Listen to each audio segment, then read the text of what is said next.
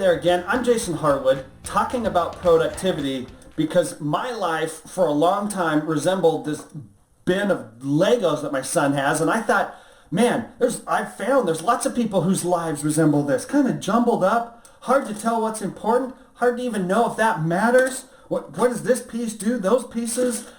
Is this even part of the set? Why do I have some red and blue ones in there, and then there's this weird green camo stuff? I don't know what to do. And so I get frustrated. Well, how do you overcome that? The first thing that you have to do to overcome this jumbled mess is kind of take all the Legos and set them aside. Because the first question you really have to answer is, what is it you want to build?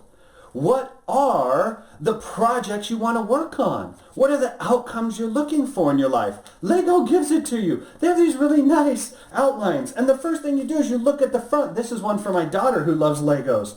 This is, right, you look here and you go, oh, okay, in the end, this is what I should have.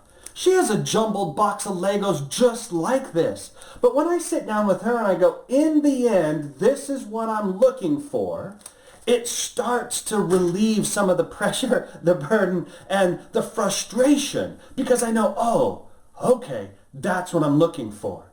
One of my favorite methods to do this was taught by Stephen Covey in 7 Habits of Highly Effective People, where he said to list down every role in your life. Father, husband, brother, son, CEO, sales manager.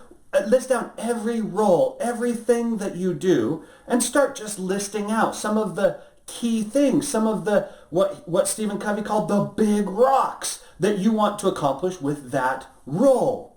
Another way to do it is to kind of reverse engineer your life. Just look 5 or 10 years down the road and say, gosh, where do I want to be in 5 years? And start building backwards. Where do I want to be a year from now? And start building backwards. And start identifying what are the things that matter most now to get where I want to be 3 or 4 months from now. I will be honest, if you look 10 years out, you can procrastinate way too long. So it's good to have that long-term vision of, okay, this is what it's going to look like when I'm done, but you better have much shorter visions of where you want to get to along the way. Because as soon as you determine this is what I want to do, pretty soon you're able to quickly eliminate this doesn't go, this doesn't go, this doesn't go, Nerf dart, nope. Well, there's a Nerf dart even in here, right?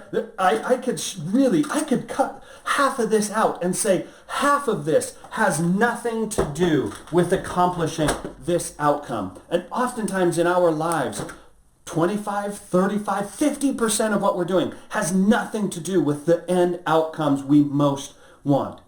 So to increase your productivity, you actually have to stop.